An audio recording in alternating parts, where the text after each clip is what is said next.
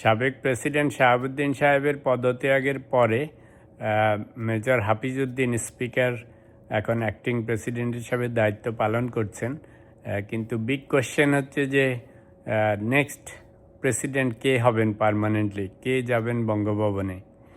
তো এই বিষয়ে বেশ কিছু নাম এখন পলিটিক্যাল এরিনাতে আলোচনা হচ্ছে।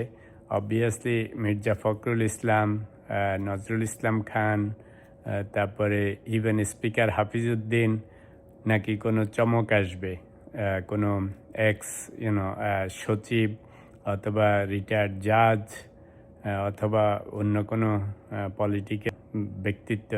তো অনেকের কথা নিয়ে জল্পনা কল্পনা হচ্ছে। তো বিএনপির নেতৃবৃন্দকে জিজ্ঞেস করলে ওনারা বলেন যে সেটা সময়ে জানা যাবে, যেহেতু এখনও 90 দিন সময় আছে। অনেকে আবার বলছেন যে বিএনপি স্থায়ী কমিটিতে আলাপ আলোচনা হবে, তবে এখনও কোনো শর্ট লিস্ট করা হয়নি কাদেরকে বিচার বিবেচনা করা হবে। তবে বেশিরভাগ নেতৃবৃন্দেরই একটা কথা যে আলটিমেটলি প্রাইম মিনিস্টার তারেক রহমানই ঠিক করবেন কাকে প্রেসিডেন্ট বানানো হবে।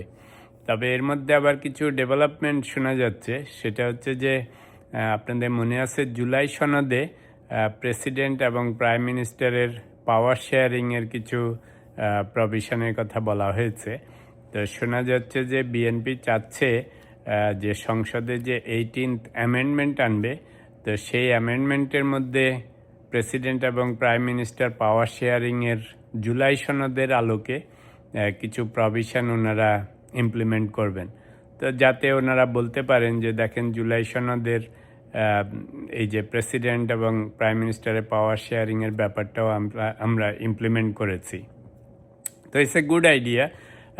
ওনারা আস্তে আস্তে একটা জিনিস ইমপ্লিমেন্ট করতেছেন। তো যেহেতু ওনারা 90 দিন সময় পাবেন, এই জন্য বিএনপি খুব তাড়াহুড়া করছেন না। অবভিয়াসলি এখানে আরও কনসিডারেশন আছে। এক নম্বর হচ্ছে বিএনপি চাইবে যাতে আগামী ইলেকশনে সংসদ নির্বাচন যেটা হবে মোস্ট লাইকলি তত্ত্বাবধায়ক সরকারের আন্ডারে হবে। তো সেই ক্ষেত্রে বিএনপি চাইবে যে একজন প্রেসিডেন্ট যিনি ইদার নিরপেক্ষ অথবা একটু বিএনপি ঘেঁষা হবেন, এটা সবাই বুঝে। তো সেরকম একজন প্রেসিডেন্ট চাইবেন।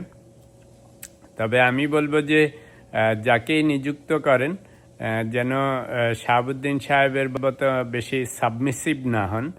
প্রেসিডেন্টের মতো হবে। একটা দেশের প্রেসিডেন্ট দলীয় হলেও আপনি যখন প্রেসিডেন্ট হন তখন যেন আপনার কথাবার্তা, কাজে, চলনে, বলনে, ডিসিশন মেকিংয়ে প্রেসিডেন্টের মতো লাগে।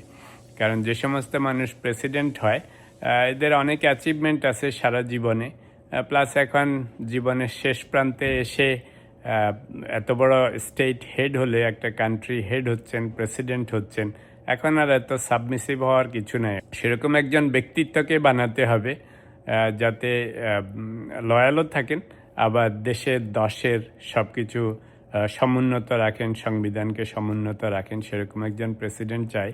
তো মোস্ট লজিক্যাল চয়েস মনে হচ্ছে মির্জা ফখরুল ইসলাম, কিন্তু আবার চমকও আসতে পারে, এখনই ঠিক বলা যাচ্ছে না। স্পিকার হাফিজউদ্দিনকেও রেখে দিতে পারেন যদি আগামী 3 মাসে ওনার কাজকাম দেখে মনে হয় he is fit for the office of the presidency. কিছুই বলা যায় না। তো যাই হোক, কমেন্টে জানাবেন আপনাদের কি মনে হয় কাকে চয়েস করতে পারে।